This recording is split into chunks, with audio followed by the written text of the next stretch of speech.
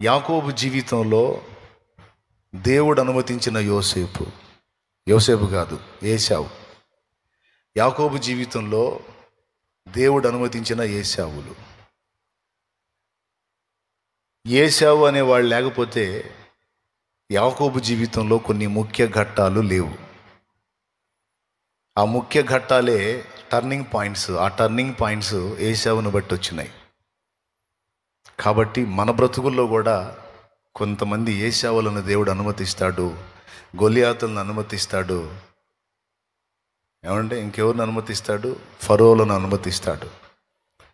ఆ అనుమతించినప్పుడు వాళ్ళ వల్ల నీకు కీడు కలుగుతున్నట్టు ఉంటుంది, వాళ్ళ వల్ల నీకు నష్టం కలుగుతున్నట్టు ఉంటుంది, వాళ్ళ వల్ల నీకు ప్రాణాపాయం కలుగుతున్నట్టు ఉంటుంది, వాళ్ళ వల్ల నీకు అవమానం కలుగుతున్నట్టు ఉంటుంది.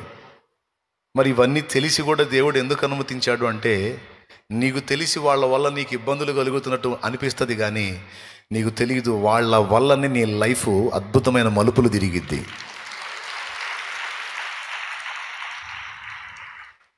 వాళ్ళ వల్లనే నీ జీవితం అద్భుతమైన మలుపులు తిరిగిద్ది. ఏశావు అనేవాడు లేకపోతే యాకోబుకి ఎబ్బోకు రేవు అనుభవం లేదు. దేవునితో పోరాడి పెనుగులాడి ఇశ్రాయేలు అనే నామం సంపాదించుకునే ఛాన్సే లేదు. లాబాన్ దగ్గర నుండి పారిపోయి శుభ్రంగా ఇంటికి చేరేవాడు. కానీ ఇంటికి చేరదామంటే అక్కడ ఏశావు ఉన్నాడు. దూతల్ని పంపించాడు. వాళ్ళు వచ్చి చెప్పారు, మీ అన్న 400 మంది మనుషులను వేసుకొని వస్తున్నాడు నిన్ను ఎదుర్కోవటానికని. తమ్ముడిని ఎదుర్కోవటానికి 400 మందిని ఎందుకు వేసుకొస్తున్నాడు బాబోయ్? ఆడి పగ ఇంకా చల్లారినట్టుంది. ఆడికి రావాల్సిన ఆ దీవెనలు కొట్టేశాను కదా, ఆడి కడుపులో ఆ బాధ పెట్టుకునే ఉన్నట్టున్నాడు. లేకపోతే 400 మందిని ఎందుకు వేసుకొని వస్తున్నాడు? యుద్ధం చేయటానికే, నన్ను గాజేయటానికే అని భయపడ్డాడు గనుక వాళ్ళందరినీ రేవు దాటించి ఏరు దాటించి యాకోబు ఒక్కడే ఒంటరిగా మిగిలిపోయెను. దేవునికి స్తోత్రం. ఎందుకు మిగిలాడు? ఇటుపోతే లాబాను చంపుతాడు, ఇటుపోతే ఏశావు చంపుతాడు. ఏందయ్యా, నేను నీకు తోడై ఉంటాను, నీతో పాటు వస్తాను, నిన్ను ఆశీర్వదిస్తాను, నీ సంతతిని దీవిస్తాను అని తెగ వాగ్దానాలు చేశావు. నన్ను ఏంది మరి ఇట్ట అప్పచెప్పావు? ఆస్తి, అంతస్తు, దాసదాసి జనాంగం, మందల పశువులు, మందల పిల్లలు, మందల భార్యలు సమృద్ధిగానే ఉన్నారు. కానీ ఇప్పుడు నాకేంటి ప్రాణభయం పట్టుకుంది ఏంది అంటే, నేను ఇప్పటిదాకా కొప్పేసుకున్నవన్నీ దీవెనలు అనుకున్నాను. ఈ దీవెనలు ఏవి నాకు దిక్కు కావన్నమాట. మరి ఇప్పుడు నా పరిస్థితి ఏంటి అని కూర్చుంటే, అప్పుడు వచ్చి పెనుగులాడి తొడగూడు వసలగొట్టి, చెప్పు నీ పేరు చెప్పంటే యాకోబు అని చెబితే అప్పుడు ఆశీర్వదించి, ఇక నుంచి నీ పేరు ఇశ్రాయేలు అనబడుతుంది, నువ్వు గెలిచావని ఆశీర్వదించి పోయాడు. తండ్రి ఇంటి నుంచి యాకోబు వెళ్ళేటప్పుడు మిక్కిలి బలవంతుడిగా వెళ్ళాడు. 10 మంది కాపర్లు బట్టి పక్కకు తొలగించే బండని, రాతి బండని ఒక్కడే తొలగించాడు పక్కకి. అంత బలవంతుడిగా పోయినోడు తిరిగి అన్నయ్యన ఏశావు దగ్గరికి వచ్చేటప్పుడు తొడగూడు వసలి కుంటివాడై వస్తున్నాడు. మరి ఏశావు మనసులో అప్పటి వరకు ఏముందో నాకు తెలియదు. తమ్ముణ్ణి ఆ పొజిషన్లో చూసేసరికి వానికి అన్న ప్రేమ గుర్తొచ్చింది. చూడండి, దేవుడు మనల్ని విర్రగొట్టడం, మనల్ని బలహీనలను చేయటం, మన శత్రువులు కూడా మన మీద కనికరం వచ్చేటట్టు కొన్నిసార్లు అనిపిస్తుంది. చంపేద్దాం అనుకొని వచ్చి ఉండొచ్చు ఏశావు యాకోబుని, కానీ తమ్ముడు పాపం కుంటివాడైపోయి తొడగూడు వసిలి అవిటితనంతో వస్తుంటే అల్లంత దూరాన్ని చూసా వచ్చేవాడు ఎవరు, ఆ వంగి నడుస్తున్నవాడు ఎవరు అని అడిగి, ఆ వంగి నడుస్తున్నవాడే యాకోబయ్యా మీ తమ్ముడు అన్నారు. అయ్యయ్యయ్య, ఏమైందిరా? కొడదామనుకున్నోడి కాస్త కోపం పోయి మమత పుట్టింది. దేవుడే పుట్టిస్తాడు.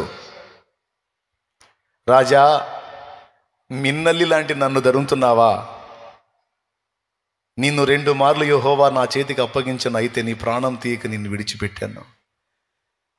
గువ్వలాంటోడిని, పిట్టలాంటోడిని నీవు రాజువి, నన్ను ధరుతున్నావా అంటే శత్రువు లాంటి సౌలు దావీదుని ఏమన్నాడో తెలుసా? దావీదా నాయనా, ఈ స్వరం నీదేనా? నిశ్చయముగా నీవు ఆశీర్వదించబడతావు, నిశ్చయముగా యెహోవా నీకు రాజ్యమును అప్పగిస్తాడు, నీవు రాజువగుదువు అని శత్రువుల చేత ఆశీర్వచనాన్ని స్వతంత్రించుకున్న వ్యక్తి దావీదు. దేవుడు కొన్నిసార్లు మన శత్రువులు కూడా మన మీద కనికరం పుట్టిస్తాడు. ఒకని ప్రవర్తన ఆయన ఎడల క్రమంగా ఉంటేనంట శత్రువులను కూడా మిత్రులుగా మారుస్తాడట. ఏశావు దెబ్బకి ఎబ్బోకరేవు అనుభవం చూశాడు యాకోబు. తొడగూడు వసిలింది. ఇప్పుడు లైన్లోకి వచ్చి కుంటుకుంటూ వస్తుంటే కోపం పోయి కనికరం వచ్చి తమ్ముడికి ఎదురు పోయి, అయ్యా తమ్ముడా యాకోబు అన్నాడు.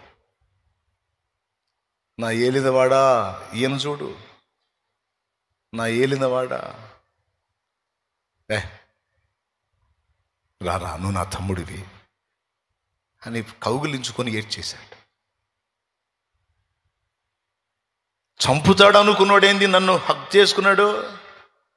చంపుతాడు వీడు, నన్ను నా భార్యల్ని, పిల్లల్ని, దాసదాసి జనాంగం మొత్తాన్ని నాశనం చేస్తాడు అనుకున్నాడు ఏంటి, నన్ను కౌగిలించుకొని ఏడుస్తున్నాడు. ఇంత కనికర వీనికి ఎవరు పుట్టించారు? నా దేవుడు పుట్టించాడు. ఆయనకు సాధ్యం, ఆయనకు సమస్తము సాధ్యం. నా దేవుడు పుట్టించాడు వీని కనికరం. గుర్తుపెట్టుకో, నువ్వు ఊహిస్తావు వీళ్ళు నాకు శత్రువులు, వీళ్ళు నాకు కీడే చేస్తారని. నీకు తెలియదు, దేవుడు తలుచుకుంటే వాళ్ళ చేత నీకు గొప్ప మేలు జరిగేటట్టు తిప్పగలుగుతాడు ఆయన. అందుకే మన జీవితంలో దేవుడు అనుమతించిన ఏశావులు, ఫరోలు, గొల్యాతులు అనే అంశం రాత్రి మనం విన్నాం. ఇప్పుడు మరొక శ్రేష్టమైన అంశాన్ని మీ దృష్టిలోకి తీసుకొస్తాను. ముందు చెప్పిన విషయాలు జాగ్రత్తగా హృదయంలో పెట్టుకొని మారు మనసు పొందండి. రెండవది, మీ జీవితంలో అనుమతించబడిన ప్రతికూలతలకు భయపడకండి. అవన్నీ మీకు శుభకరంగా మారిపోతాయి, ఆశీర్వాదకరంగా మారిపోతాయి. శత్రువులు సహా మిత్రులు అవుతారు నీకు. వీళ్ళ వల్ల నష్టం కలిగిద్ది, వీళ్ళ వల్ల మన పనికి విఘాతం కలిగిద్ది అని నేను ప్రార్థన చేశా కొంతమంది గురించి. మొన్న మధ్య కొంతమంది గురించి నేను ప్రార్థన చేశా. వీళ్ళ వల్ల నీ పనికి నష్టం కలిగిద్ది, అది కలిగిద్ది, ఇది కలిగిద్ది, నీ ఇష్టం, నువ్వు జాగ్రత్త పడు అని నేను ఏదో దేవునికి కొన్ని చెప్పా. దేవుడు నాకు చూపించింది ఏంటంటే, ఎక్కడ ప్రతికూలత అని నువ్వు అనుకుంటున్నావో ప్రతికూలతలలోనే నా పని విస్తృతంగా జరిగిద్ది, నువ్వే వర్రీ కావద్దు, ధైర్యంగా ముందుకు సాగిపోమన్నాడు. నా పనికి, నా పరిచర్యకున్న లక్షణమే కదిలించేవాళ్ళు కావాలి. బాంబును కదిలించకపోతే అక్కడే ఉంటుంది, అది ఎవరిని కదిలించదు అసలు. దాన్ని ఒత్తేవాడు కావాలి. దాన్ని ఒత్తితే అప్పుడు వాడి చెయ్యి, వాడి ముఖం మొత్తం అది. కాబట్టి నేను ప్రార్థన చేశా, రాబోయే సంవత్సరాల్లో నీ పని విపరీతంగా జరగాలి ప్రభువా, నీ పరిచర్య విపరీతంగా జరగాలి, ఆత్మల రక్షణ కార్యం విపరీతంగా జరగాలి. నేను ఊహిస్తానే ఉన్నా, నేను అనుకుంటానే ఉన్నా. క్రైస్తవ ధర్మం అంతే, అనుకూలతలో నిద్రపోయిద్ది.